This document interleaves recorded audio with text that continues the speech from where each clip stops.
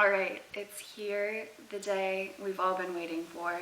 I put a poll on my Instagram story about what video topic y'all wanted next, and an overwhelming majority of you chose my sorority. So I'll be talking about my sorority experience. If you mention the boxes in the back, you're homophobic. Let's get into it. So I could only find 2 of my letters from standards in my old emails. So I'll just be reading those and explaining the situation. But I can also go into kind of the entire experience and just generally the shit that happened over the 2 years that I was a part of the sorority. I also won't say where I went to school or which sorority I was in, because God forbid they find me in a different country and find a way to find me for making this video.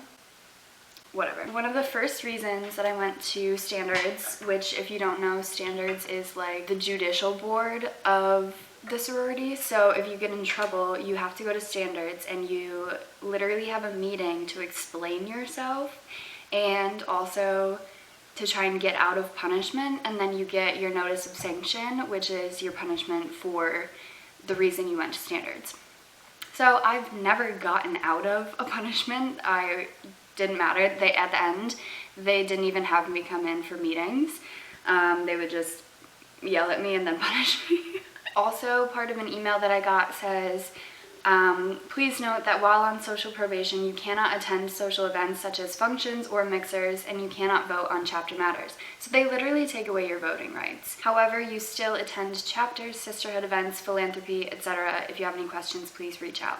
So not only are you not allowed to do any of the fun things that you actually pay money for, you still have to go to all of the meetings, you still have to raise money for the charity, you still have to like give back and do your good deeds for the semester. And I should preface this with the fact that I went to school in the South and sorority culture there is very aggressive. I'm sure you've all seen the fucking videos on TikTok and it looks like a cult. Spoiler alert, it is. And we were paying like a dumb amount of money per month, plus you have to be on the house meal plan. So you end up paying even more money for that. If you live in the house, you have extra expenses for that, but nobody wants to live in the house because living in the house means that you have basically the same rules as if you were in a dorm. So you can't have people over, you can't have people spend the night, you can't have drugs or alcohol in your room. If you get caught with them, you'll get fined, you'll get in trouble. You have like a curfew. It's just a mess. So literally my sorority, nobody wanted to live in the house. The only people who had to live in the house were the people who were on like the board, so like the president, vice president, secretary, treasurer, etc. And for all of the other rooms to fill, also you have a roommate, okay? And these people are like juniors, seniors in college, and you have a roommate like in the same room. Also, everybody uses your bathroom when you come and go to chapter. So just overall, it's not a surprise why people don't want to live there. But my sorority had to literally draw names out of a hat to get people to live in the house because we really didn't want to live there. And in addition to that, if your name got pulled, you had to, no matter if you had signed a contract with an apartment building for next semester, you had to live there because of a fucking name pull. So that happened to one of my friends, and you have to pay to get out of your apartment contract. Like, it's a whole big mess. So anyway, back to the reason for the season. So one of the first things I got in trouble for was for accepting a Facebook notification to an event. So we had semi-formal and a lot of people weren't allowed to go because of grades or missing points, or they didn't raise enough money, or they had too many absences from chapter meetings, whatever. And somebody made a Facebook a Facebook invitation for semi-informal. So basically it was just a reason for us to dress up and have like a date and still go out and have fun, but not officially through the sorority. Didn't have anything to do with like the sorority name. It's just that only people from the sorority were invited, so they treated it as a sorority matter. So it said, you accepted an invitation to attend the semi-informal event on November 18th, 2016. This event has been deemed an unapproved alternative to the semi-formal event. The punishment You must write a 250-word essay about what you have learned through this entire experience and how you would go about preventing events like these from occurring in the future. The essay must be printed out and turned into the risk management box by February 3rd, 2017. So already you can just get a feel for how fucking crazy these bitches were.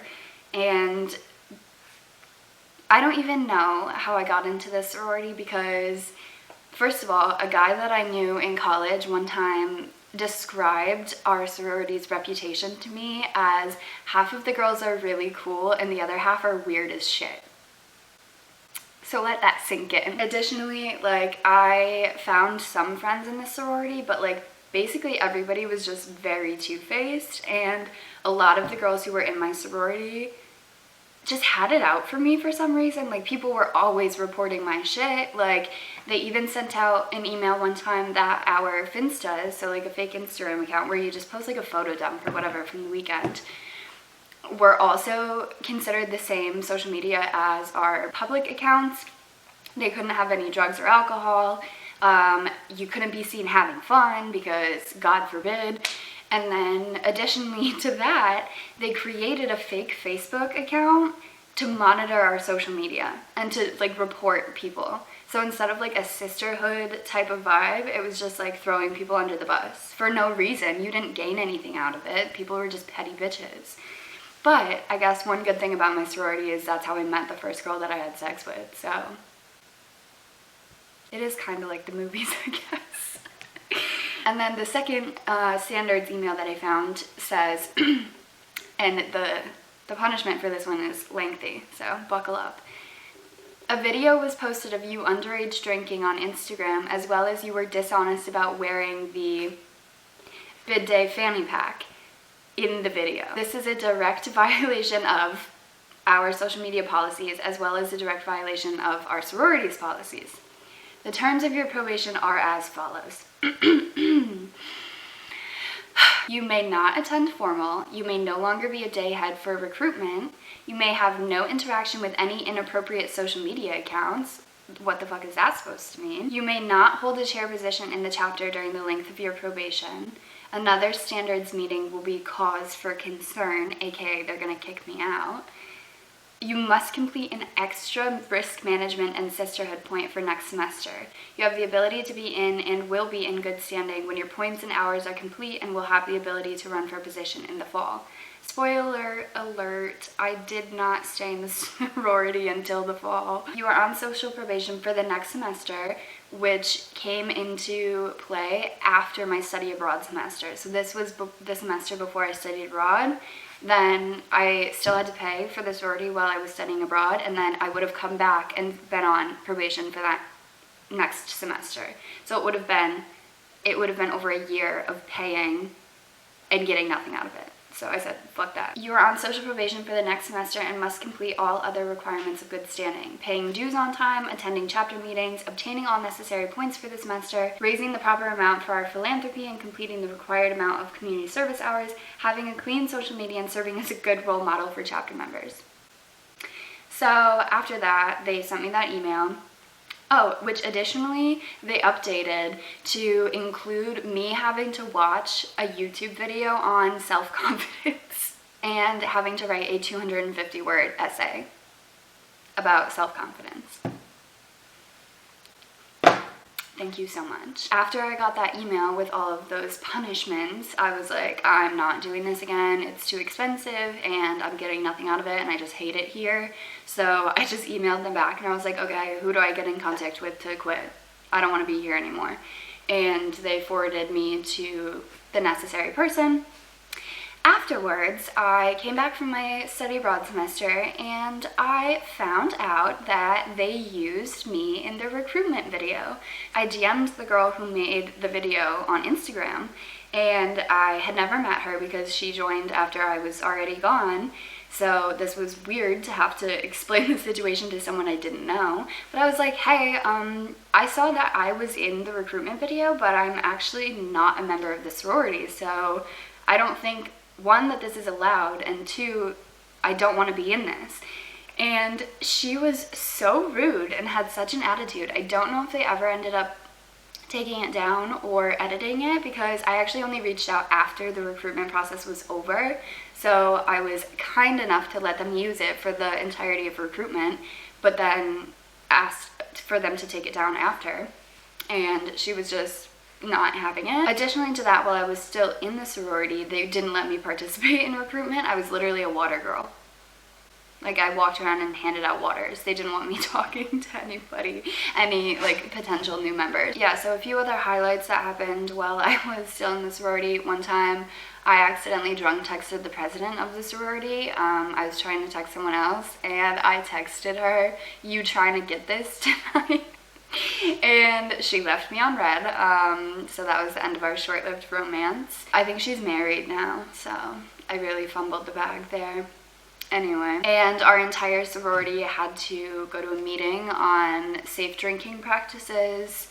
We also were almost on social probation as an entire sorority for a semester. I don't really remember why that happened or like what the reason was, but that was a fun little time. One time I was a sober monitor for an event, and I had gone to the pregame before showing up to sober monitor, and I was drinking out of a red cup because that was the only thing that was available.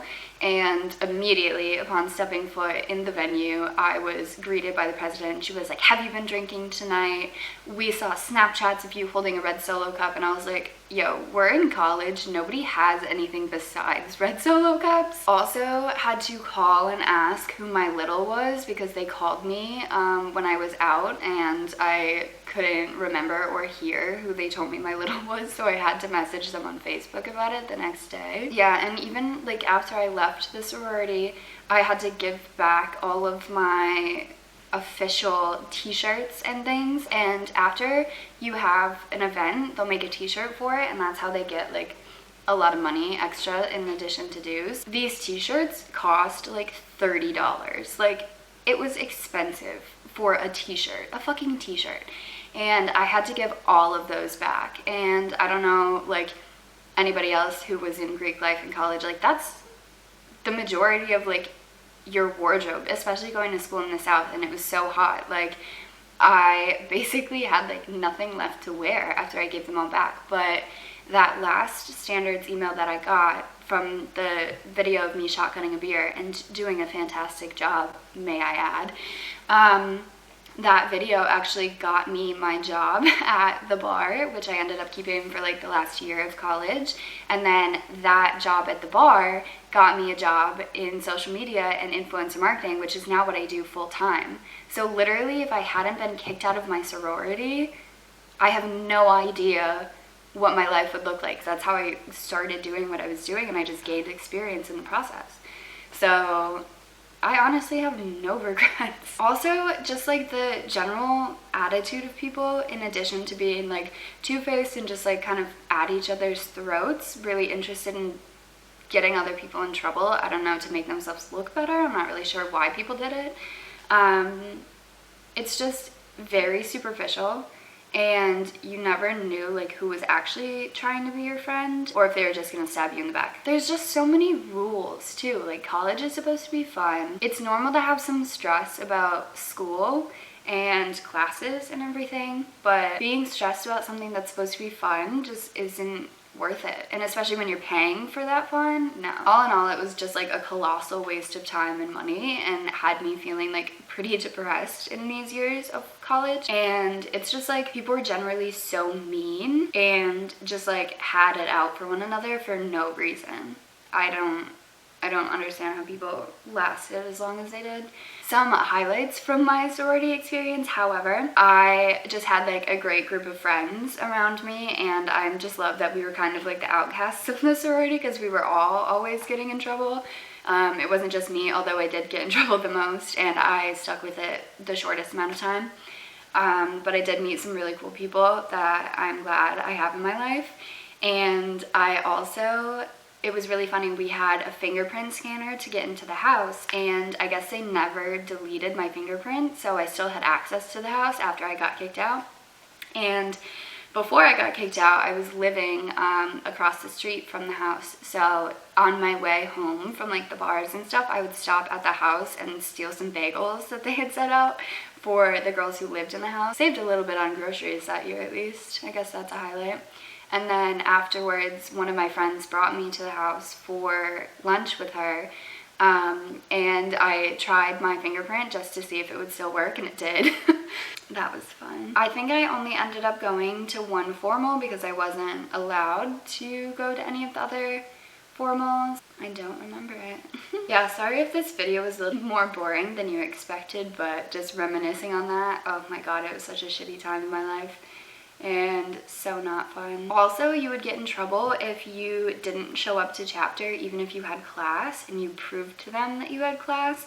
Like, I had to pay a fee for missing chapter X amount of times, even though I had a night class at the same time. So even though I sent them confirmation of my schedule, they would just still fine me, and I would love to know how much money I just gave them over the 2 years that I was there, because I'm sure it's a lot. So yeah, that was my culthood sister experience. I hope you enjoyed, and I hope that nobody is convinced to join a sorority after watching this video. Happy Sunday.